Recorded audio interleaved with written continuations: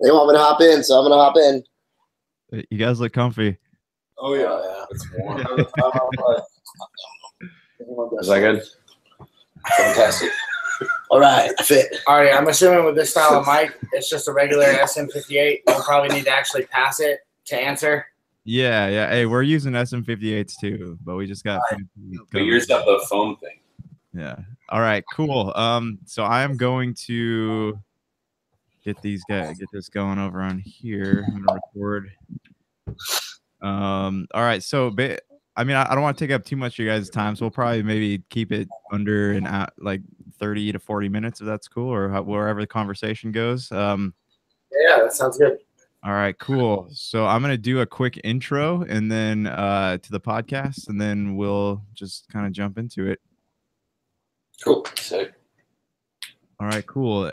Hey, guys, welcome back to Topicocalypse. Instead of having an episode where 4 or more idiots sit around a table and talk about things they don't know anything about, we're joined here by the band Young Ghost. What's up, guys? What's up? Hey, what's up? Hey. So you guys are actually in Florida. So you are talking to us from the future. 3 hours. 3 hours, yeah. That's it's a time jump. It's funny in his head. All right. So tell us about Young Ghost, man. How'd you guys all come together? How'd you decide on the genre you wanted to play? Tell us about the experience that is Young Ghost. Alrighty. All right. Well, I guess I'll start and I'll try to be short and pass it off to someone else. But I'm Kyle. I play drums. A few of us actually used to play in a different band. And that band kind of met its end, and we kind of realized that some of us were more serious about it than others, and we decided that it was time to kind of rebrand and get things going, more seriously and in a more passionate and full-time manner.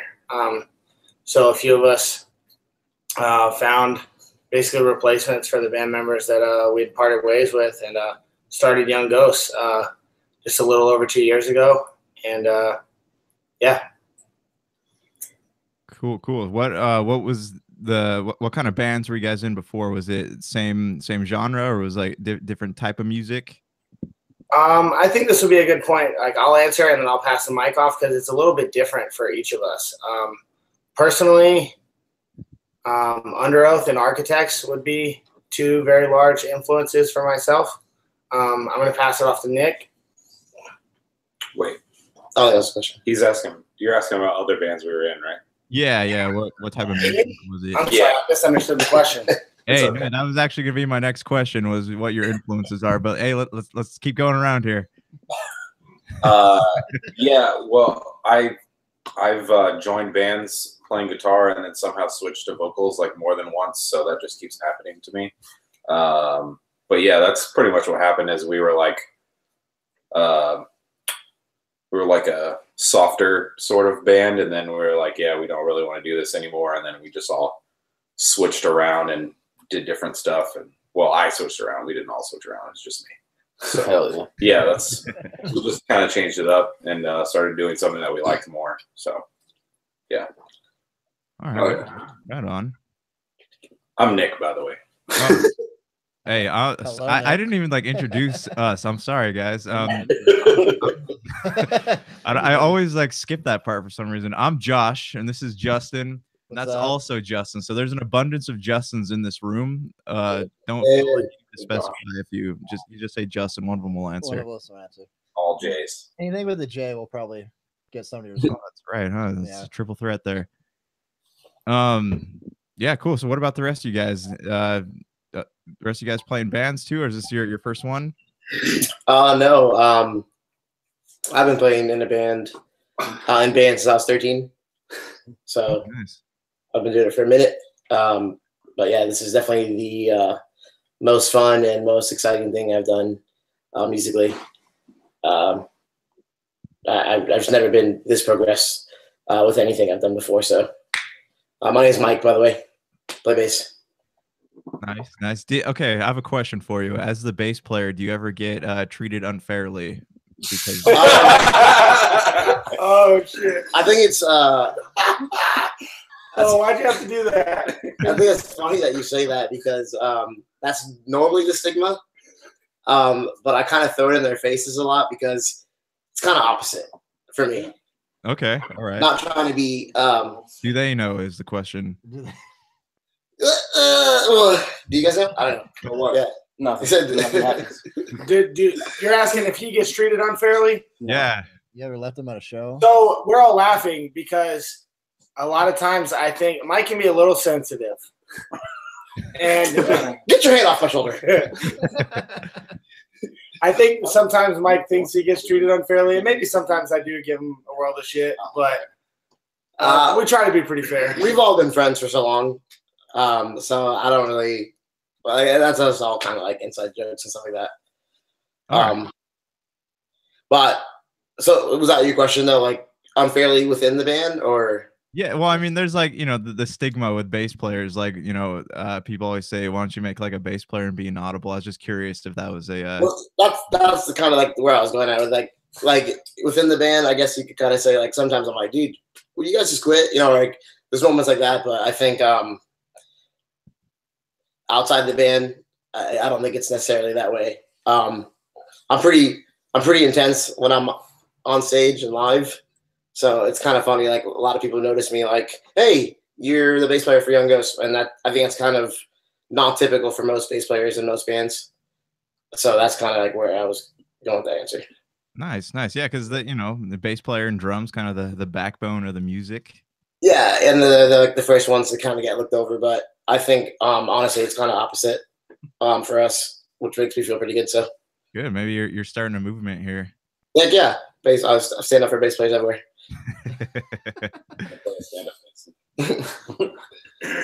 Who's next here? Maybe you can looks like you can see a nice view of his shoulder, but this is Hey, I'm Josh as well. What's going on? So we got two Joshes, two Justins. What up? All right, cool. I actually was in a band called Agrasia before this. We just broke up. You guys, the first one was to hear it. Yeah, so there we go, right there. You're in a good place. But yeah, now this is my main focus, and I'm ready to roll and do whatever we gotta do. Hell yeah, brother. Wow, dude. Wow. No, I like it. I like it. It's short and to the point. Yeah. Mic drop. Oh wait, Charlie wants to talk. Oh yeah, sure. You want me to? This is Charlie. What's up, guys? I'm Charlie. I play bass for him. I don't play bass. I play guitar. I played in a couple bands before this, but it was like never nothing really serious. So I don't want to talk about that. He was in a ring. Yeah, no, it wasn't. I don't want to talk about that. Anyways, yeah, this is really like the first thing that I've ever done that's been like serious or whatever, and like it's pretty cool because like I get to play music in front of a bunch of people and hopefully get to play around the world doing that, which would be tight. So I like to travel, and so like traveling and playing music would be like that's like been a big goal for me since I was a kid. So hopefully this turns into that opportunity and I get to do that. But like I said, I've never really done anything too serious before this. So all right, cool. Yeah. Yeah, so you guys are from Florida. Like the East Coast seems to be a place where a lot of you know, bands in the post-hardcore genre come from. You have like Emery, Hopes Fall, Under Oath. They're all from over that. Do you guys get to play with a lot of like cool musicians or any of the musicians you guys idolize or anything? Yeah, I guess you could say that. A lot of bands will come through here, like bigger bands that are more established that we get to play with, which is pretty cool. So we get to meet them, talk to them, hang out with them, you know, share the stage, which is pretty cool. Yeah. Yeah. So how did you guys all come together though? Have you always been friends, or was this just were you guys just jamming one night and decided to start a band, or how did that happen? Really, I kind of met everybody else except for I've known Mike for a while. I've known him for like, I don't know, 6, 7, 8 years, something like that. Everybody else in the band I kind of met like 2 or 3 years ago. But as soon as I met everybody, like we all clicked instantly. And I think it probably say the same for everybody else too. Yeah, I think it was like a chain of events. Like Mike pulled me into the band that we used to be. And then I pulled Nick, who is our current vocalist. He was the guitarist of our previous band. I pulled Nick into that band. That band ended, and then that was when we found Charlie, who Mike was longtime friends with. The four of us clicked. Josh came in a little bit later down the road, but he was actually just a friend who was in different bands in the area. And I actually used to fangirl over this band. Yeah, he was a big supporter of our old band. And, Yeah. Was very supportive of this band when it started. So naturally, when we got the opportunity to bring Josh in the mix, we were really excited, and it was a natural fit. I did it, Mom. What's going on? What's going on? I was just saying that I got Josh in the band. It was me. I did it. Okay. Or No, it was not we. It was just someone else saying. Nick gets the credit for bringing Josh into the band. I've known him for a long time. All right, so you guys you guys have a decent following. I've noticed on social media. What's the coolest thing you guys have experienced as a band?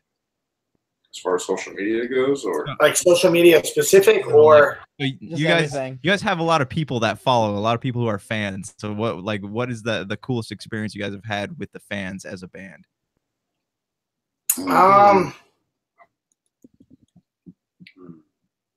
just the fact that they appreciate us so much, like they give us like a reason to like keep doing what we're doing. Like recently at shows, we've had like kids actually coming up to us and like, hey, like we specifically came out to see you guys. Like we've heard about you and like we want to come see you guys, check out what you guys are about. And I'm glad I came to the show. And that's sort of just like, all right, we're doing what we're doing, and this is why we're doing it. So No doubt. that's pretty cool. yeah, I think some of the coolest like stuff we've like not really been able to quite experience yet, because we've really just started tapping into the actual touring beyond the weekend warrior status, but we've had some success in result of our single Faded being placed on the Spotify metalcore playlist. And that has just spewed over into other aspects of the band, YouTube, Facebook, Instagram. Those people are starting to pay attention to us. After we honestly don't even know how we got placed on the playlist, alongside literally some of our favorite bands. And the single now has over 250,000 plays.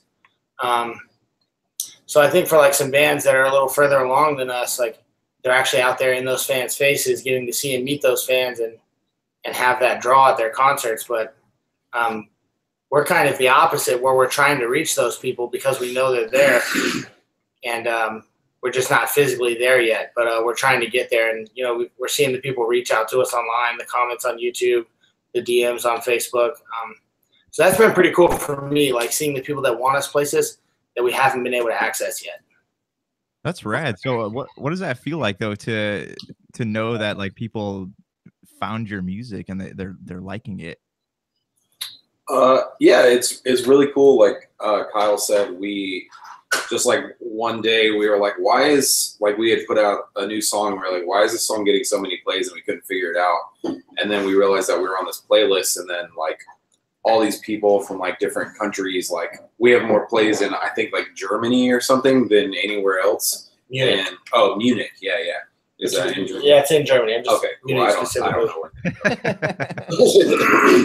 But yeah, like it was just cool because like before that it would be like 12 people in Jacksonville listen to your song, and then it's like 400 people in Munich listen to your song. And, like I don't even know where that is, and like it's just cool because like people will like message us or like comment on YouTube, and like we have to like put in Google Translate to figure out what they're saying, and like that kind of stuff it's pretty cool. Yeah. And we're like, I think it was positive, but I'm not really sure because Google Translate is not very accurate. But Oh yeah, a lot of people from Brazil were doing that too. yeah, there was like a lot of Portuguese, and I don't think any of us know any Portuguese, so we were just trying to figure it out. But it seemed positive from what we so Nice. that was good. Yeah. Well, they put emojis in there, just the smile face. Yeah, the emojis. It depends on what emoji, though. Honestly, like it could be a good. Yeah, emoji, it's like it could be a cry bad emoji. laughing, so I don't know if it. Your music made them sad. Cry. I don't know. I love you guys. Upside down face emoji. All right, let's go back to the influence. I know you guys started talking about bands like Architects and Under Oath. What is like as a band, like what do you guys Wait, real quick, guys, what do you think of this guy's beard? Do you like it? It's like It's where would you rate it? Okay, you want to get closer? kind of got like an Amish flair to it. It does, right? Oh man, It's kind of like a baby System of a Down type thing. Like if like a like a you I'm could grade that pretty shit. honored for that one actually. Yeah, you I can get rate it. Amish. I get Amish all the time, and I've Yeah, well, from when you were further away, I couldn't see your mustache, so it looked like you didn't have anything there. But then when you leaned in, I was like, oh, okay. Yeah. oh, that's a nice That's mustache. pretty good. Yeah. It's It's- fine. only taken him like 10 It's years. take yeah. Are you happy with it? Because that's all that matters. He looks like he should be raising a barn, not holding a microphone right now.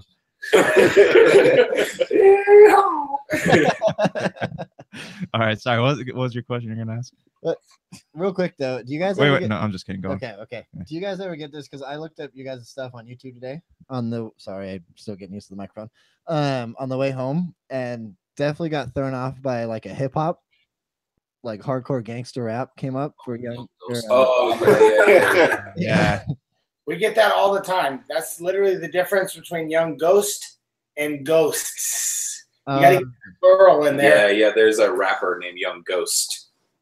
Yeah, because I texted my brother. I was like, dude, are they like a hip hop band or something? And then he's like, they're a hardcore. I was like, Also, he doesn't know how to spell, so that might be Yeah, something. that happens literally all the time. Like people leave the S off, and we're like, no, there's more than one of us. Like it's not just one person. Just one And ghost. it's like yeah.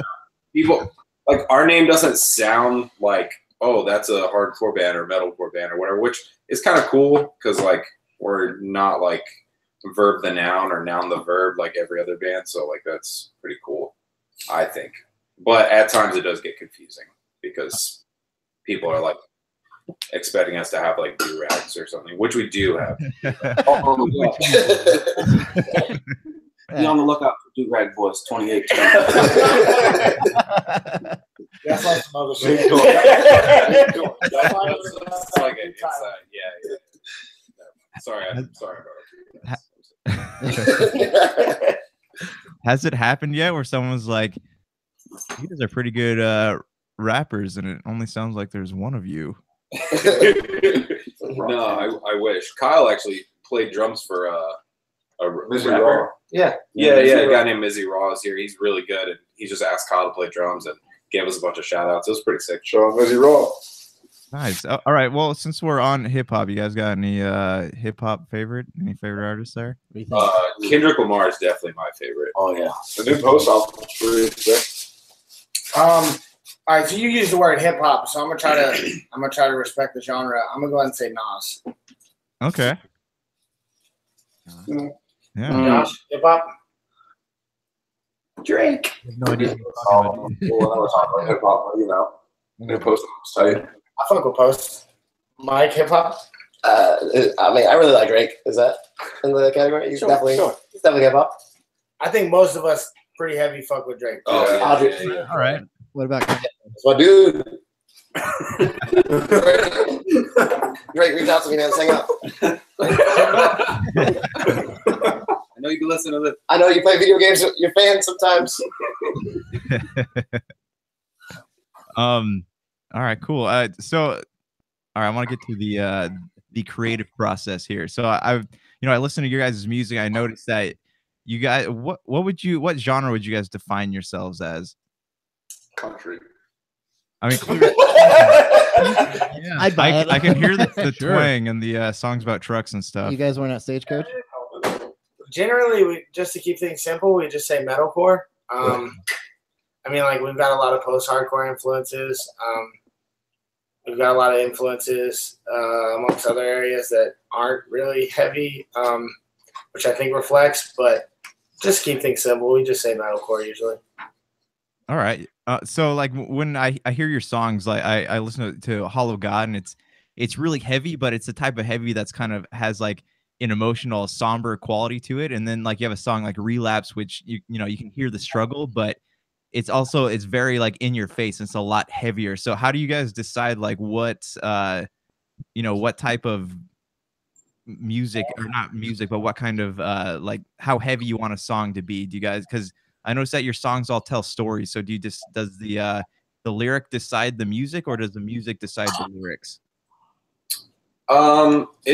It really depends. Like a lot of times Charlie will, like, if we're like at practice, he'll come and like he'll have a riff, like a guitar riff, and then we'll kind of build off of that. And I usually have like some lyrics written. I just like write stuff from time to time, and then usually I'll figure out something like, oh, this kind of fits with like what we're doing, and then I'll just kind of like break it down to fit more of the music. But yeah, I think for the most part, like we just strive to be like as tasteful as we can with everything. Like be heavy, but not just be heavy, and like try and be like ambient and sort of have that like emotional mood to the music, because that's what we like. And like I think trying to do any one thing too much can be kind of ridiculous, so you have to have a good balance of everything.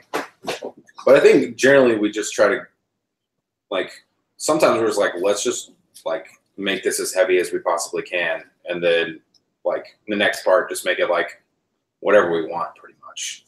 So I don't think we really set out with a specific like, hey, let's make a really heavy song or let's make a really catchy song. It's just like, this is where we start from, and then this is what naturally feels like should be the next thing to come, you know? It's our style. Yeah. Sometimes I think we don't really know what we're going for sometimes. Like, we just kind of will have like a starting point and literally just try to hit the ground running with it. And I mean, even sometimes we've gotten carried away. Sometimes it sucks. Oh, yeah. Or sometimes we write something and we realize it's just totally not our band. We're like, who the fuck are we writing for right now? And we'll just scrap something because it just doesn't fit. Like, we just try to find something that feels good at the time and run with it. I will say, I just want to like give everyone in this band props, because I've played music with other people, and no one writes music as fun as the guys I'm in a band with right now. Especially being the bass player, we write music together, and that's like so cool to me. A lot of bands, you have elitist dudes who are like, all right, we'll play this. Hey, well, let's do this next, and let's try this because I wrote it and I want it to sound like this. And there's moments where we kind of get in that mode where we're like, hey, well, why don't we try to play this? And it's like, well, no, special. I really want to make this part feel new or original. And of course, I know other bands do that, but you know, it's really hard to find people to get on the same page and do that. And yeah, these guys and everyone I'm in a band with right now, you guys freaking nail that. So yeah, yeah, it's really cool, man. I mean, it's really cool to get together with your buds and not just get like commanded to play something or hey, this is the way I want it to be done. It's like everyone comes to the table and we kind of form a song naturally together. And if like one of us goes, hey man, I'm not really feeling that part, then we'll all like get back to square one and go, okay, well, how can we make it a part that everyone likes? But because this is what we're playing, this is what we want to play, And we've been in so many practices, especially Kyle playing drums. There's so many moments where like, hey dude, this part would sound cool doing this, and he's just like, no, like I really want to make this part special. I don't want to just do the generic, circle pit or the generic two-step. I just want to do something unique and special. And I think, we all have that mindset, and it's really cool. It ends up, sounding the way it does. So so you guys all get along pretty well. So you don't have there's no like overpowering personalities in the band. Wait, did I just put you guys on the spot? I'm sorry. You started the first band argument. I would say we do get along pretty well most of the time, but except when we're deciding where we want to eat. Yeah, unless there's food involved, then that's a whole other thing. But most of us have pretty strong personalities, and strong opinions about things, so it can get like you're talking about me at times, but I feel like we're all friends and like respect each other as people, like before musicians. Like we're friends more than bandmates, I guess. So like at the end of the day, it's more important to like have the relationship with the person than to like have a song or a shirt or whatever be the way that you want it to be. Oh yeah. So like Mike said, like if there's something that we don't all like, we're not just gonna be like, well, fuck you, the four of us think it's cool, so we're just gonna do it anyway. Like a Ringo Starr situation. How do you guys solve that? Like if like all of you disagree on one song? Like is it like a battle royale? We honestly, like every time we're not sure, we just take it to a vote and then just whatever the popular vote is, that's what we do, because that's just like the fairest way to do it. Okay. Pretty Nice. So no one's getting voted off the island or anything. Yeah, no, it's never like we're gonna do this or I'm not in the band anymore. Like it never comes to that. So well, it hasn't yet. So it never will. With these 5 people, it hasn't. But past people or person may have. Yeah, no, that's good. I mean, probably one of the advantages of playing in a band with your buddies, I imagine. All right, so so in your music, what, like, do you guys have like a message that you're trying to deliver through your music, or what do you hope that the fans will experience when listening to you guys? Yep, go ahead.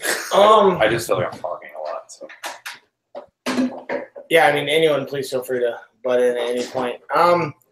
Let me ask you this first: Is there a particular topic or theme that you've picked up as a recent listener? Is there anything that you've picked up on without?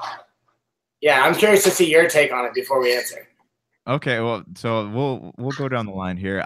What I picked up on is like struggle. Like you guys sing about their stories of struggle to me, and that like it helps. Like I always tell people, you know, when people are going through like things dealing with like depression, anxiety, or you know whatever the issue is, it always helps to know that you're not alone. So like I hear the struggle in the songs, and I you know, I think to myself, like, you know, I can relate to the lyrics. I know a lot of other people probably can. Am I getting close here? Yeah, I would definitely say that's a fair assessment. Yeah, we definitely. I mean, obviously, like you don't want to dwell on the negative, but it helps a lot to write this stuff when we're in those moments, whether they're past or present. Yeah, definitely writing about struggles helps, and I think it will / can help other people as well. Yeah. All right. Amish Paradise. What do you think of the? Well, I haven't so I just like listened to 3 songs today. Like I haven't got time to like listen to them again. So I kind of got I got to get the microphone up here by my face. You're like Ricky Bobby. It looks good. So so I haven't really had time to like evaluate, but I get this like, you know, kind of get a story in there with all the songs, as well as the struggle, and that's kind of as far as I got. I'm still in the stage of like, holy crap, these guys are good. Thank you. Thanks, man. Awesome. Thank you so much. Big Dog, what'd you think, man? What'd you think? Yeah. Just more of the same. I just heard a lot of struggle, but it's more like the journey, like the grind to get to where you're going. It's just more like, you know, they're moving in a direction, but you have to grind it out to get what you want. Yeah, I would definitely say those are all fair assessments. Yeah. I was just gonna say, I write like most of the lyrics, like except for Hollow God. One of our ex-members who's really cool wrote those, and but other than that, yeah, it's pretty much like a lot of it is about like struggling with like you said, like anxiety, depression, like addiction, like all that kind of stuff. And like I feel like it's almost become just like a popular thing, especially like in our genre of music. Like so many times I'm at shows and people are like, this song's about struggling with anxiety and depression. Like I know it's like a more common thing, but I also feel like some bands almost like take advantage of it. Like they know if they say that about a song, people are gonna be like, oh yeah, you guys are really cool. So like, I don't know. It's just like things that you know, like I struggle with. And then, like you said, like whenever I feel like anxious about things or like whatever, it's cool to know that like there's somebody else who also is feeling that way. So it's not like I'm just like a crazy person and like no one else can possibly understand like how I feel or that kind of thing, you know? Right, right. We actually did a podcast after 13 Reasons Why came out, because there's all these bloggers out there writing about you know, like you said, taking advantage of the depression, anxiety thing, and they didn't experience any of this. You know, it's like bloggers who are like nutritionists and stuff telling people how to not be depressed. So it's also, you know, that it's if you haven't gone through it, it's sort of a dangerous topic. So I mean, you guys handle it pretty well. Yeah, it's like Thank you. it's like if you're like a cult leader or something preying on people who have like problems or whatever, just telling them what they want to hear so they'll like join you and be a fan of you or whatever. Like it's just I just always strive to be like transparent and like honest about things and not like try to say a certain thing because it's cool or like because I want a certain reaction out of people. And I feel like we all just try and be like as honest and just be ourselves as much as we can and not like try and be something that we're not. Yeah, no, I mean that's like that. The best type of music is the type of music where you can put your heart into, and then you know it. Would you say that writing music comes with a certain level of like vulnerability? Yeah, for sure. Like I know for me, like if I write lyrics or like occasionally I'll write like a, you know, like a guitar part or like whatever. Like for me, I'm like really, I can be really sensitive about stuff because it's like something that I create. So like if somebody, like if you made something and somebody just like shit all over it, then yeah, it would make you feel pretty bad about yourself. So yeah, if I write like lyrics or like it's generally something that I probably wouldn't say in person because it's too like personal or whatever, but I can write it down and like sing it or whatever. And, you know, other people can relate to it just because I'm not a very like open person talking about things, but you can write something down and then express it in like a different way that you couldn't in a like normal, because nobody, like, you're not just going to walk up to somebody and they'd be like, hey, how's it going? I'd be like, well, I'm actually like really depressed and like sometimes I want to die, and, you know, blah, blah, blah, that kind of stuff. You should try just the reaction. So yeah, it's like a different way to get those things out without having to like be a total weirdo who just like overshares all the time with people. Yeah, for sure. Were you gonna say Well, something? yeah, I was gonna say like with that like vulnerability and kind of like, I don't know why I keep doing this with my hand. I apologize. Like, what, you want money or something? Hey guys, does that affect like when you go and play a show, like the vulnerability and kind of like the not like kind of not gonna open up? Does that affect like a stage presence or at all, or do you just get like a different mindset? Well, I can be pretty awkward on stage from time to time. Like I just make like stupid jokes or like say random stuff that like I think is funny, but like other people don't really understand my sense of humor sometimes. So like we're all laughing or just I'm laughing, and people are just kind of like, what? Because I'll just say like something stupid like, we have shirts in the back. I know we're like the first band to ever have shirts in the history of the world, but like if you guys are into wearing clothes, like check them out, like just stuff like that. And people are like, I feel like people are taking me literally, like, you know, like every band has shirts and like, what are you talking about? Like I'm just being sarcastic, and I know that, but no one else really seems to get that, so they just think I'm an idiot. So well, in reference to that, I think one time recently, and it was our last home show, you told people to listen to our songs if they haven't already via streaming services. You started with Spotify and Tidal, and then you like awkwardly kept going down the line. Outdated versions of social media. I was saying like Google Zanga and like Live Journal and Pure Volume. Like, all these, I used to listen to music when I was younger, and eventually, like, I guess it went on a lot longer than I thought. And Kyle just like started like clicking in for the next song. I was just like, oh, I guess I just need to shut up, because he was just like clicking the sticks to start the next song, and I was like, yeah, all right, cool. Well, that was too many things. I should have shut up. Yeah, I was just gonna say, I think this part of the conversation started talking about like the meaning behind our music and stuff. We try not to be like super abrasive or in people's faces, but it would be disingenuine. Is that a word? Disingenuine? Hey, it sounds real to me. One of those. They Just cut out the wrong one. I'll buy it. It would be dishonest to ourselves if like we said that there wasn't a topic of religious within ourselves. That struggle is different for different members of the band, but that's definitely a topic amongst our music. Okay, so would you guys kind of you dabble in religious themes? Do you guys identify as like a certain as like Christian, or is it just something you guys play around with in the music? I would definitely not say we're a Christian band.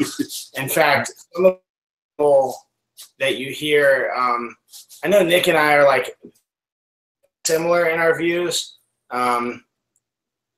Yeah, I don't want to make like blanket statements for like every member, but I think some of that struggle that you hear in the lyrics is, I don't know, it's different for the different songs, but like a lot of it deals with the struggles of like realizing that you don't believe in God anymore, or the struggles of being judged for that by people that you're close with that call themselves Christians.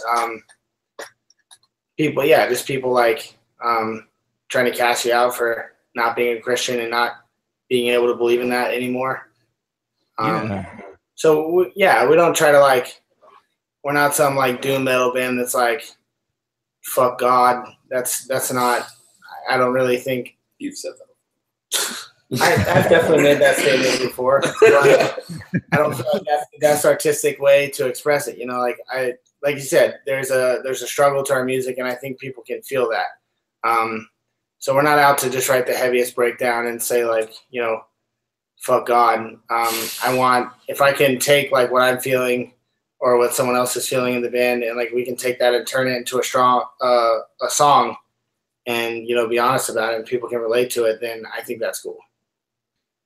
So while we're on the religious topic, have you guys been following any of the crap that Under Oath has been getting for their new music?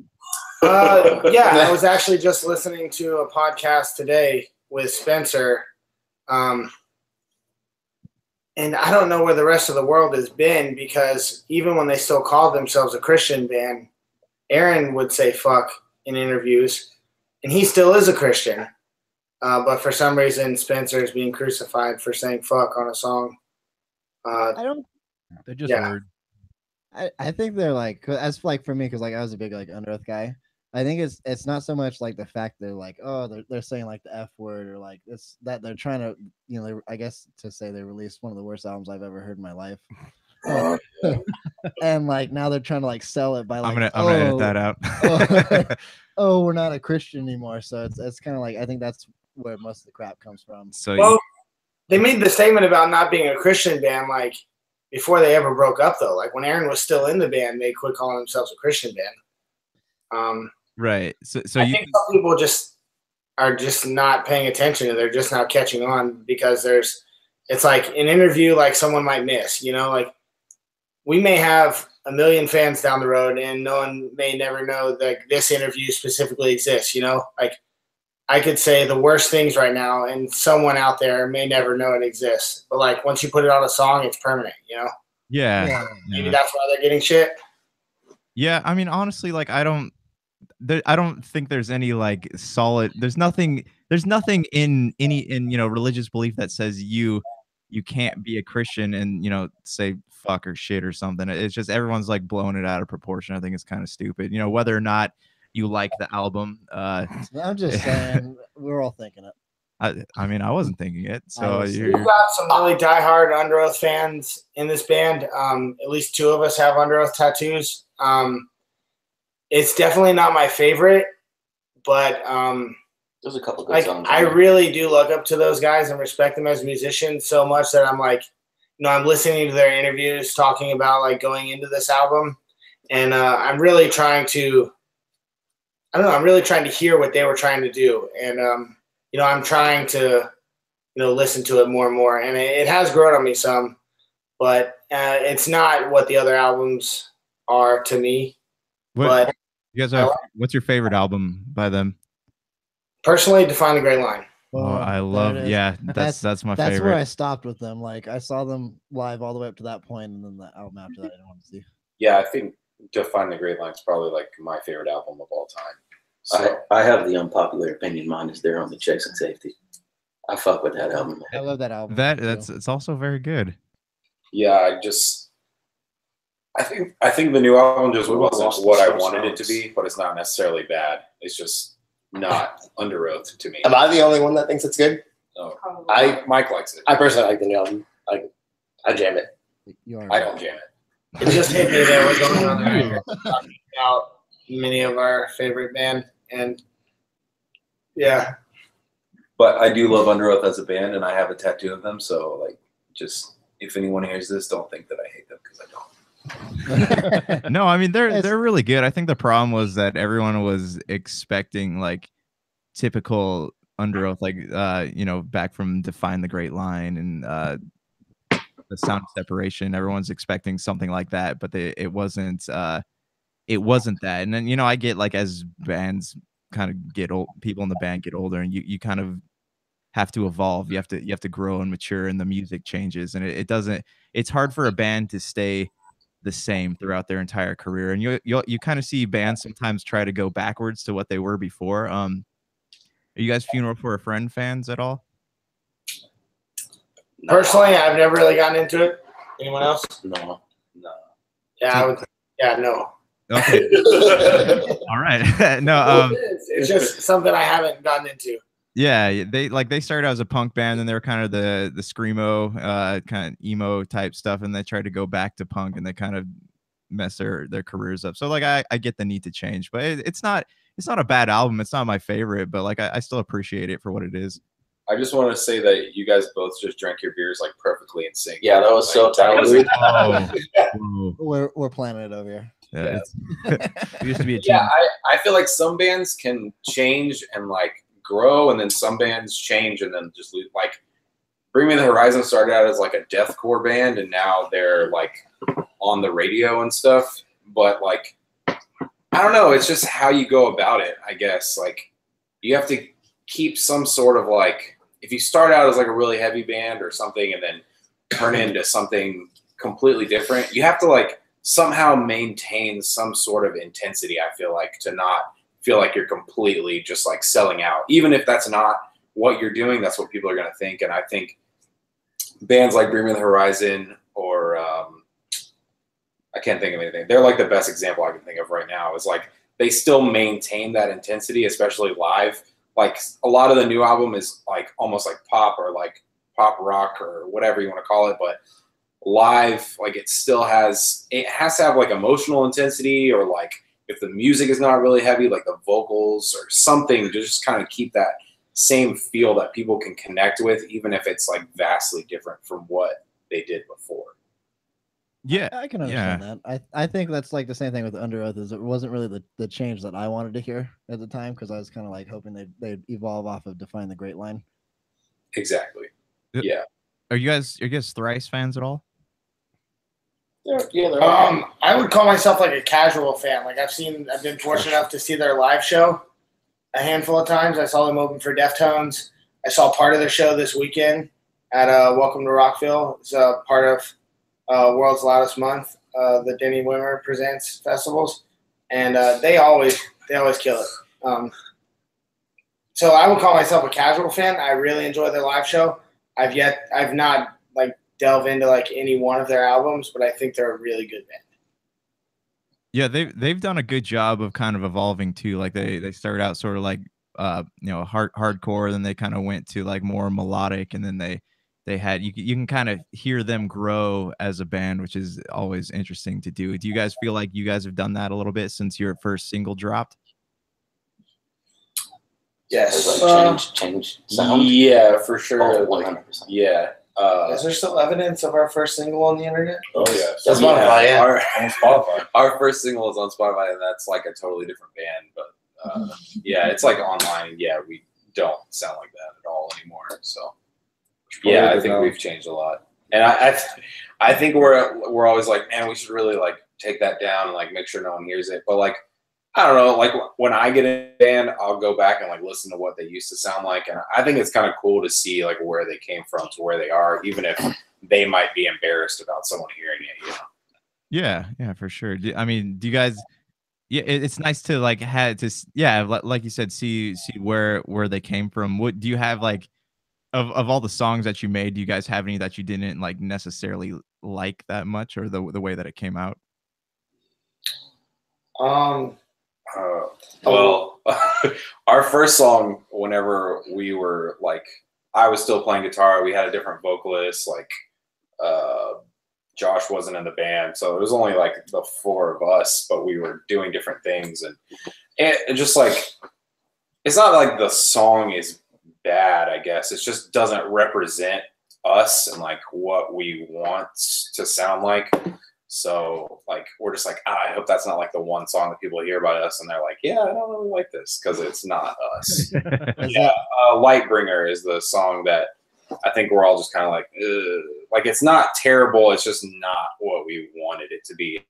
It's like on us, and then also like just what ended up happening with the song and like all that kind of stuff. It's just a mixture of things that made it not be what we would like people to hear to represent us. Was that like, is that you know, a metaphor for something, or is it a Game of Thrones reference? Lightbringer? Yeah. I think Warcraft.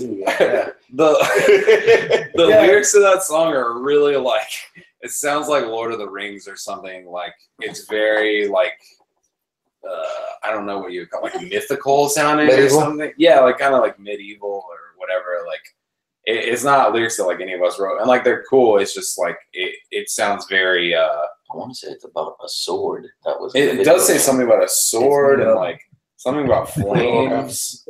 like a Led Zeppelin. Might just be like random words from like Dragon Force songs that he just like pieced together differently. I really think he was on some nerd games. I think there was just like he had like a weekend long like Dungeons and Dragons thing, and then like afterwards he was just like, what were some of those words that we were using? And like that was just. So it's not a concert song. Like, you guys wouldn't play it at your concert? No, we haven't played that in a year and a half. If there's at least 2 or 3 years. We don't even play some songs off of our EP, and we definitely wouldn't play that one. You guys I'm literally not even quite sure why it still exists on the internet, but it does. But it's definitely not one that we would play. Hey, it's pretty popular on iTunes. It's got several bars, so people are listening to it. Yeah. You got to play that song, like first concert in Orange County. Hey, there are a disgusting amount of Game of Thrones fans out here, so they would all love it. Yeah. Never watched the show. Good choice. I'm a Game of Thrones is very overrated. I was like, I'm a very, very big fan of Game of Thrones. He's like, wait a second, let me get. We can just change the conversation to that. I'm very excited for the new season. As you can see, we all have like, you know, so many different personalities in this band, so it's kind of. Yeah, for sure. Yeah. So the genre, so you know, metalcore, post-hardcore, like all that type of music, it seems like lately it's going through a renaissance. Like all the bands that sort of define the genre, like Thrice, Hopesfall, Underoath, they're all coming back on the scene. So you guys put your first single out a few years ago. So do you feel like back then when you guys first came onto the scene, the genre was starting to feel like it was being extinguished at all? Yeah, a little bit. I would probably say a little bit, but at the same time, not really, because I have kind of kept up with metalcore, and it's pretty much the only genre I've been listening to since I was, 12 years old, 11 years old, started going to shows. So to me, I've never really noticed like an incline. I see a lot of bands like making a comeback, which is awesome. And it's like, so for me, it's like cool because when I was, 15 years old, I was watching these guys play live shows, and, now again, this past weekend, I was seeing some of the same bands I saw when I was 15 playing live shows. It's like, so. Yeah. I don't know. I think in some ways that's kind of worked to our advantage. I think one of the things we've encountered, like being a very DIY small band so far, but with like a big vision of what we want to do. Like, I think there's a lot of potential for a band like us to get really big, but at the scale we're doing things, we're playing small club shows. We're playing on floors with tiny PAs, whatever rooms we can play, like we're playing. And I think like the stuff that excels at this level, like any of our friends could like start up a hardcore band and honestly not even be that good, and your friend's going to come out and have fun just because you're doing it. But because we're playing metalcore, like I think it's harder to get support at a smaller level. Like everyone wants like to see like beatdown bands and hardcore bands and just like have fun. But at a smaller level, like I think we could really grab, the big mainstream audiences, people that love A Day to Remember, people that love Under Oath, all these massive bands. But it's hard to grab those fans when you're, scraping by playing clubs. Yeah. Well, where would you guys like to see your band go? Long term. To the top usually. Well, obviously, but I mean, gold record. Yeah. I mean, yeah, literally, I don't want to put a cap on it. I would say like literally whatever we can do.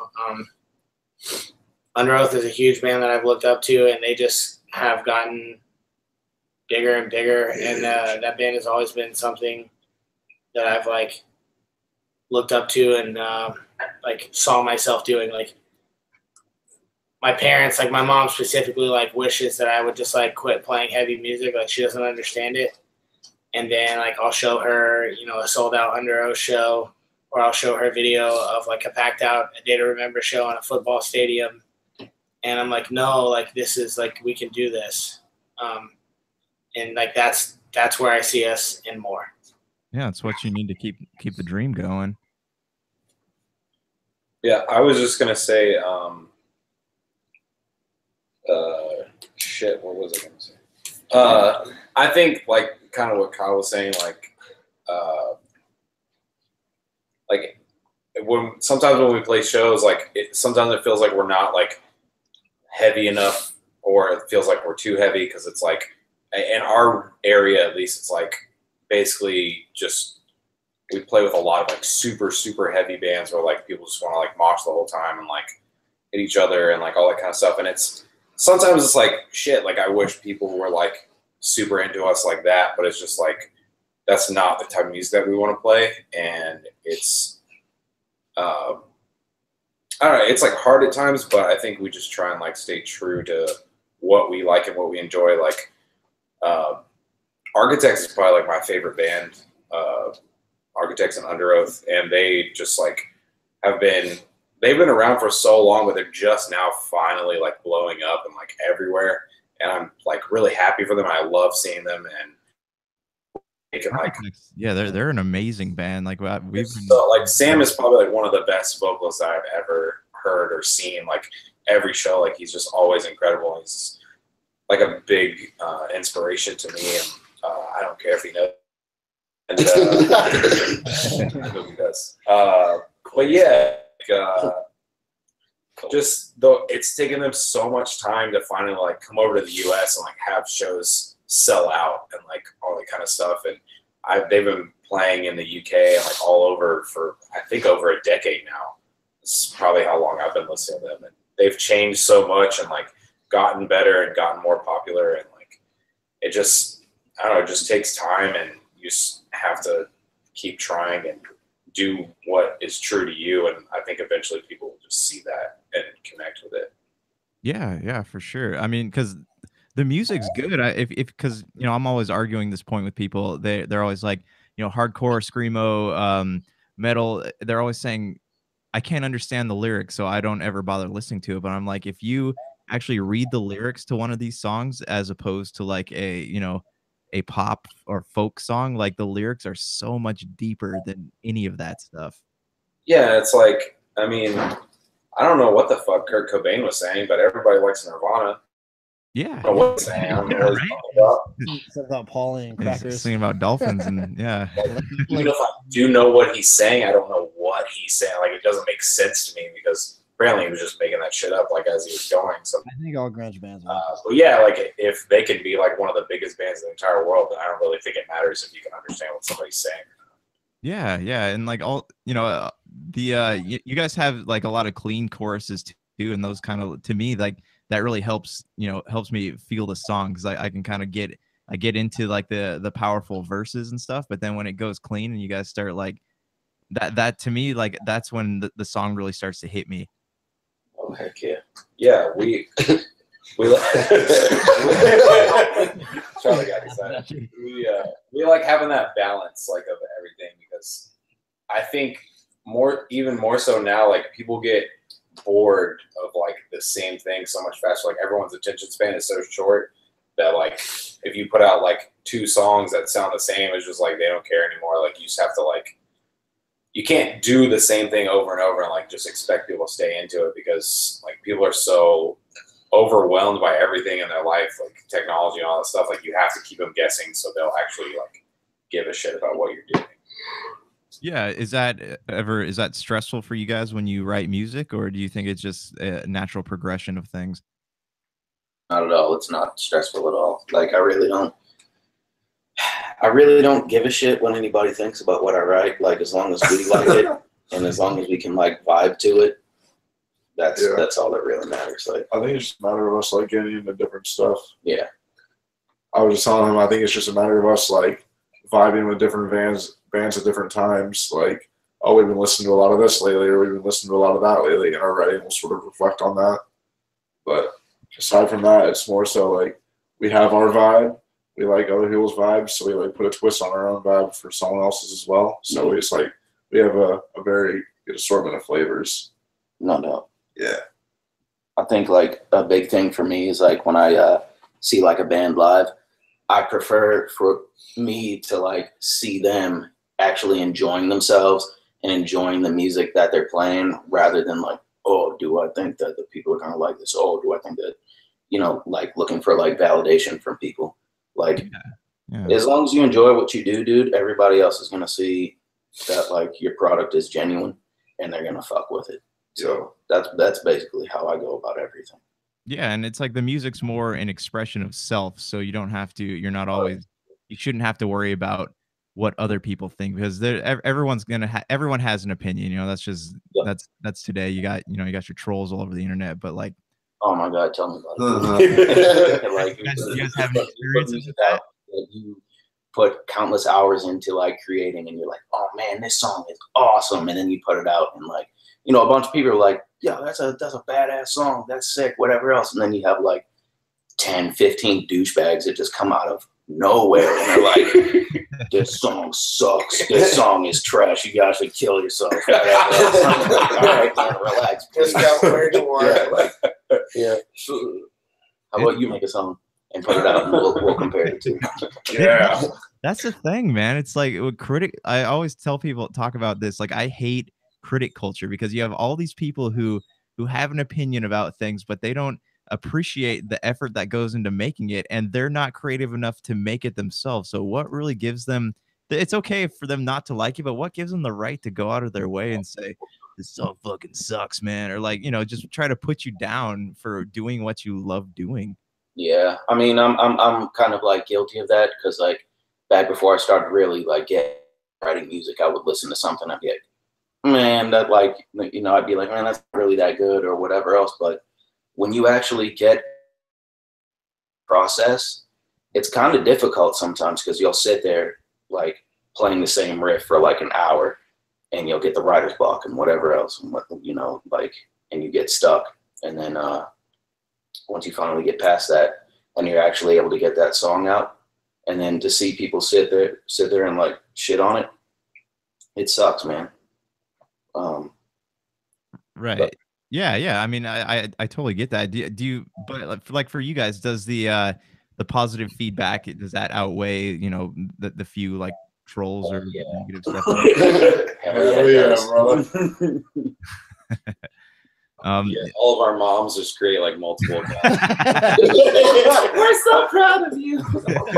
Love you. But no, like honestly, like whenever we get hate and stuff, we just kind of all laugh about it because we're like, you're like, because we'll just like.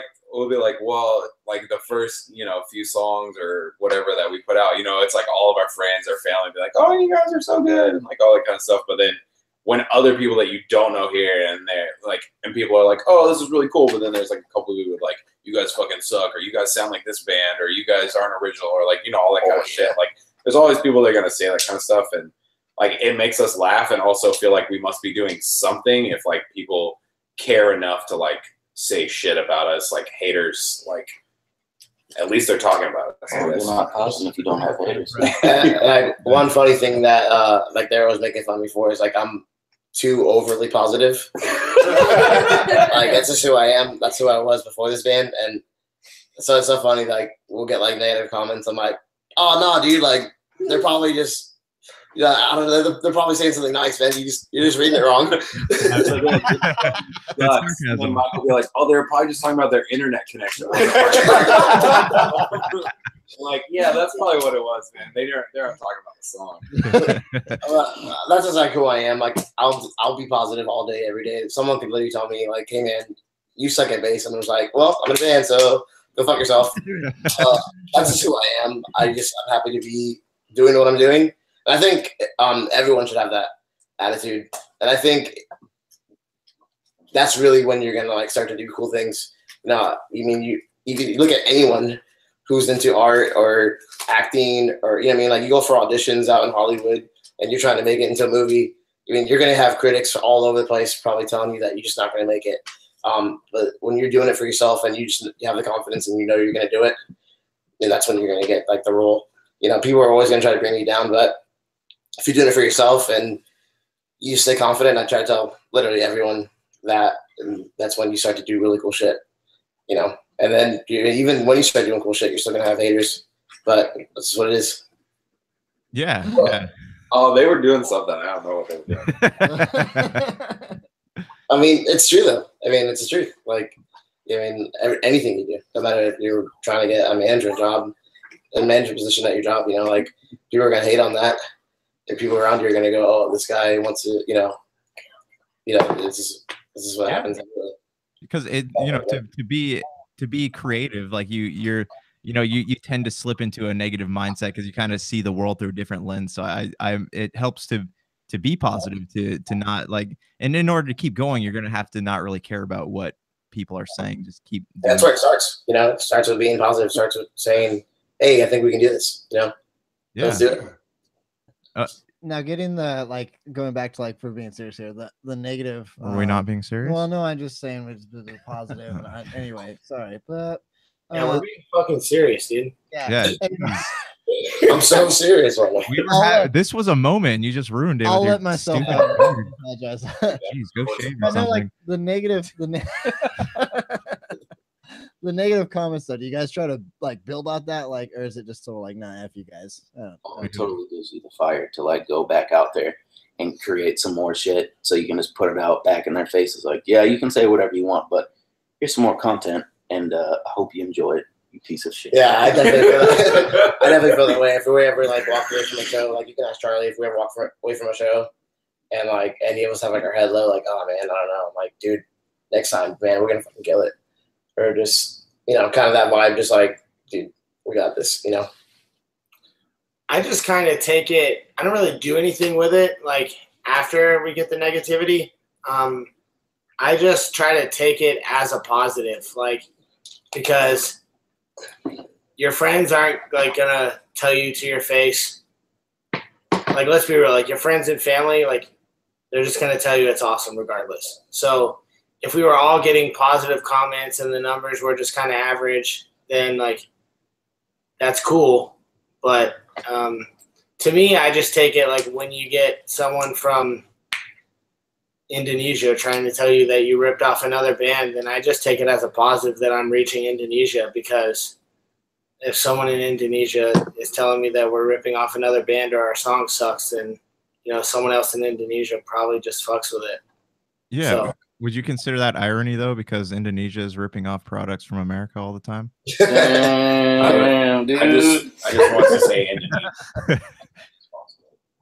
Is that a plug? Yeah, we're getting paid every time we say Indonesia. I just feel like that's like one scenario that has happened. Yeah, I don't really do anything with it or in result of those comments. I just take it as a positive that, you know, people out there our music is reaching people that it hasn't reached before. So for every one person that doesn't like it, hopefully there's even more that do. Yeah, I mean, and people are hearing it too. I mean, even like with something negative coming back at you guys, you still know that, hey, this person, you know, they hate the song, but they listen to it. So who else out there is listening to that too? And the fact that they took the time to comment, like it's like if you comment on our Facebook with something negative, I think that can only boost the algorithm of who sees the post. So bring it on. I was just gonna say, like, I feel like just like so many people, bands, like whatever, are afraid of like the hate. But honestly, like I would rather someone hate us than just not give a shit at all. Because like being loved or hated is like better than just someone not caring whatsoever. Like even if they're saying something negative, at least they're saying something and like they're at least paying attention to some degree.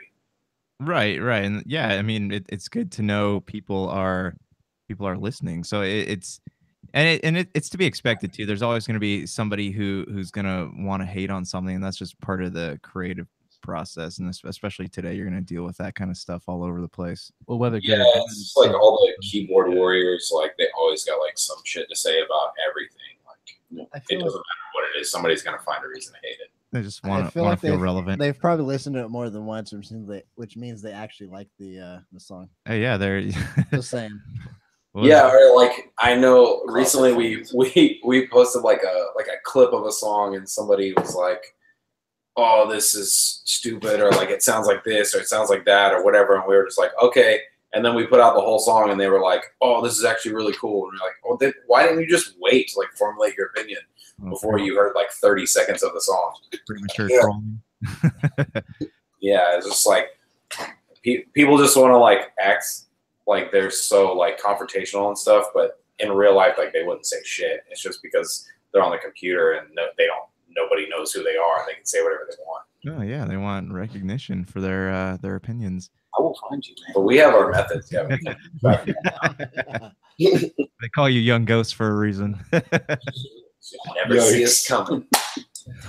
Wow. Corny. Yeah, corny, son. That's one of those on-stage jokes right there. I was just imagining like Scooby-Doo, like when they go through the doors and then they come out the other doors.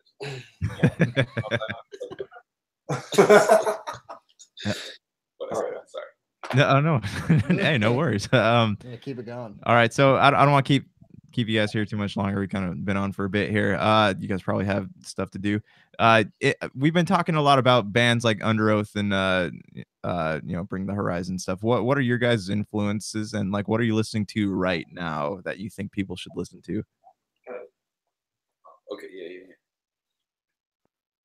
I thoroughly enjoy Wage War and Fit for a King and Born Anew. And let's see, who else? Why are you saying it like a cereal commercial? Oh, man. Shout out Post Malone. I already shouted him out once, but he deserves a second one. Adalia just put out 2 awesome songs. I'm just gonna keep saying stuff. What am I listening to right now? I shit you not. I just pick a Drake record every day. I listen to the whole thing front to back. I've been listening to Movement's record, Feel Something. I've been listening to that a lot. Like listening to that record once a day is not uncommon for me. Bands that are dropping stuff right now that I like. Well, I mean, it doesn't even have to be like new. Just what's out there that you guys think people should listen to. Architects, honestly. I've seen that band just expand and just constantly grow. But yeah, I don't think they're anywhere near done, and I would just love to see that band become as iconic as I see them. So yeah,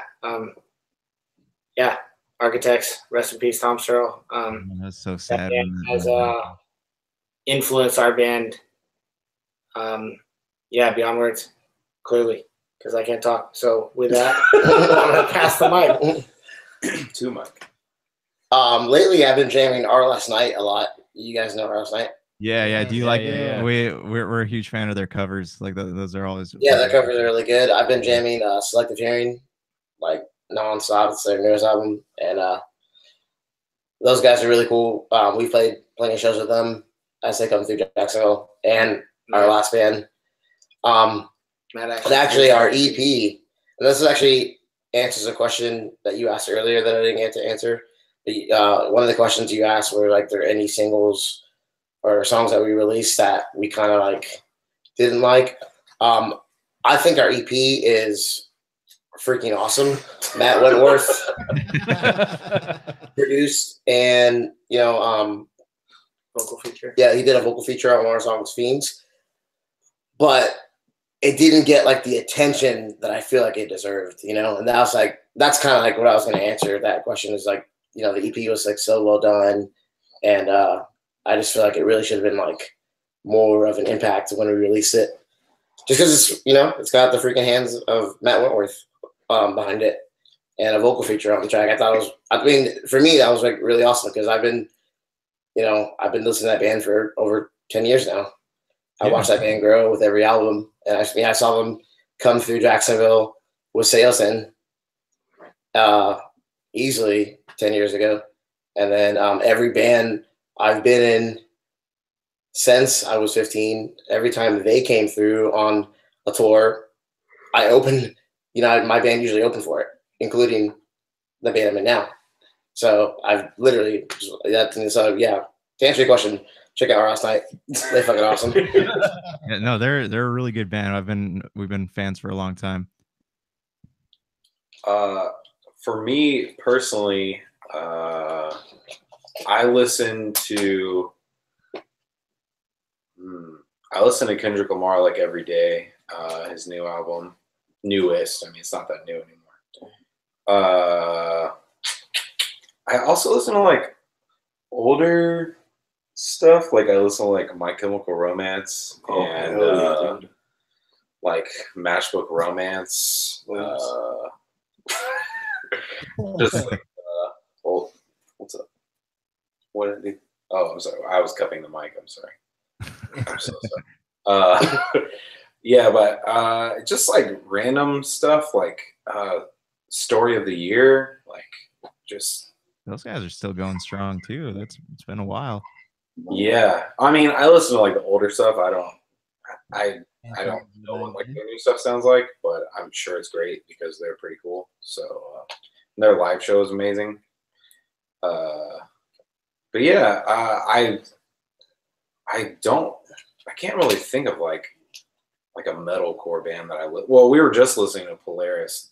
Polaris? Yeah, they're really good. Band from Australia. I don't know if you guys know who they are or anything, but they're super good. Kind of like Architects-y, like Beartooth-ish kind of, but like with their own Australian vibes to it. But yeah, they're really good. So if you don't know them, all right, yeah, we'll check that out. Yeah. I think that's I'm gonna. All right, cool. See ya. Char. Okay. So we're talking about bands that we basically just like listen to. Who you fuck with? Who do I fuck with? In rotation right now, I would have to say Linkin Park is always in there. Oh, dude, I forgot to say that. Oh, damn. Good choice. No, I just want to say that also Linkin Park. We did a Linkin Park cover and we love it. I was the first one to say that Linkin Park was in rotation, and I heavily fuck with them. I also have been listening to Polaris as well. They're sick. There's this band from Texas called Orchards. They're pretty tight. They're like a Breaking Benjamin meets I don't know who, but it's like heavy Breaking Benjamin, and it's tight because I also like Breaking Benjamin. Yeah, Breaking Benj is good. Yeah. Architects, for sure. I listen to them. I knew you could skip Periphery. Who? Periphery? Oh yeah, of course. Periphery every day. Every day. Every day. And come. And that's Varials too. I love Varials. If you guys don't know who Varials is, check them out. They're like super heavy and they're tight. All right. Going on the list. Yeah, man. And that's all I can think of right now. I could probably name like 20 more, but being from Jacksonville, Florida, nobody has Skinner on their rotation at all? Hell no. Who? Nothing. You just crushed Just him. turn on the radio. You don't need to like have a CD or anything. Well, okay, not their radios. I don't know why I keep doing this with my hands. Sweet Home Alabama or Freebird like 10 times a day. They're playing their last show here soon. Not the radio. Are you stereotyping them because they're from No, Florida? no. That's what it feels like. Hey, I love Skinner. I'm seeing them on the 19th. I absolutely love them. you guys go to Disney a lot? I lived enough of the stereotype of listening to Skinner that like I just don't need to do that. Like I literally grew up visiting my dad on the weekends in a trailer park and would wake up to my dad blaring Leonard Skinner and 38 Special. Like I just had enough. You know? All right, I can understand that then. Molly Hatchet, That's my morning. That's morning. Freebird! We do like Limp Bizkit though. Oh, I love Limp Bizkit. Hey, we love Limp we talk Bizkit. about Fred Durst on this podcast almost every week. So Oh man, he's a cool dude. What about Wes? Westmoreland? He's cool too. Westmoreland, yeah, you gotta love him, man. The Over there, Mike. That name. That's kind of corny, son. all right, just to close things off here, you guys have an EP out, you got several singles. Do you have any plans for a full-length album at this time? Definitive plans, no. Do we really want to put one out? Absolutely. I think as soon as we get done with this, we're gonna pull up a DAW and try to start tracking some ideas. I think honestly we've just tried to consistently create the standard of putting out better and better productions, and that shit's expensive. So with our last single being produced in the studio that Wage War, A Day to Remember, Attila, and like many other bands come out of, it wasn't cheap. So the concept of trying to put out something as good or better than that for a whole album, it's expensive, but we're working on it.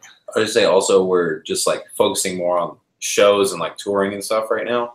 So that's kind of like we're trying to balance the two, but I think that's kind of like become a priority for us that before we would just focus on recording and writing and stuff. And now we're trying to like balance touring with that. So we're still trying to figure out how to do that, but we definitely have songs and we want to record them, and singles have been doing pretty well for us. So we want to put out a full length, but maybe not like in the next couple months, like further down the road, probably. Yeah. So you touring, do you guys tour outside of Florida, or do you have any plans on West Coast? Yeah, West Coast, coming across the country at all? Well, our management is actually West Coast based, Ambiguous. Shout out to those guys. Shout out Todd, Shane, Johan, awesome team. They've been super helpful so far. That's how we got linked up with you guys. Yeah. But so yes, we've talked about getting out there. Like a realistic plan set in stone, not quite yet, but it's definitely something we want to do. 2 weeks ago, we did 4 days in June. We have 8 days that we haven't announced yet, but that's a thing. And we have an even larger run that is not announced for August. 17 days. Only is announced now. But We heard it here first. Yeah. We're here first. so you'll find out more details about that as far as like where and with whom. I think it's who. I like whom. Whom sounds cooler than saying. But Y'all. so yeah, we've honestly just, like I said earlier, we've just started getting past that weekend warrior level, and we're really trying to take it very seriously and expand as quickly as possible. Yeah. So okay, do you guys, just for the listeners, where can everybody find your music, or if they want to know more about you, or kind of get in touch with you guys, where would you recommend they go to do that? We always try to respond to DMs on our Facebook. If you add us on our personal pages, we always try to respond. Spotify. Sure as shit, I've gotten weirder messages that make almost no sense. So if you're a logical, normal human, I would love to talk to you. So if you're not trying to get us to like go see your webcam or whatever, then like definitely. Yeah, so like seriously, just you can add any of our personal pages. You can find our members listed in our about section on our Facebook. You can find our music on all major platforms: Spotify, Apple Music, iTunes, Google Play, Tidal, and I think there's even more out there. I don't know. Deezer, Amazon. We sign up for a distribution service, and we distribute to all major platforms. On YouTube. Yeah, definitely YouTube. We've got 3 music videos out, couple of stream tracks. So yeah, most of your major platforms. 4 music videos? Yeah, dude. Oh, we got 4 music videos. Instagram as well. All right, cool. Well, yeah, it's it's been fun chatting with you guys. Thanks for being on the show, and we'll Awesome. Thank you for bearing with us. We don't do this often. So well, honestly, this is our first interview. Actually, you literally got our first official interview. So we're not good at this, but we'll work on it. Yeah. Hey, dude, no worries. It's been fun. Like, I love chatting about music. Love talking to musicians and seeing the creative process behind each person. So it's been a lot of fun, guys. Again, thank you so much for being on the show. Awesome. Thank you. you. Thank you. It's been great. All right, so this has been Topicocalypse, and this has been an exclusive interview with Young Ghost. Thanks for tuning in. You gotta have the S. Make sure it's Ghost. the S. There. Otherwise, Not, you're gonna get. if you guys found the rapper, you are on the wrong page. Oh, maybe.